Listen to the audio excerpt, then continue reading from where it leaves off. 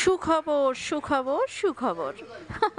ভাবছেন আমি কিসের সুখবরের কথা বলছি? আচ্ছা, শোনেন শোনেন, মন দিয়ে শোনেন। এই যে আমাকে দেখছেন, আমি কোথায় বসে আছি? আমি বসে আছি ভৌ ক্যাফেতে।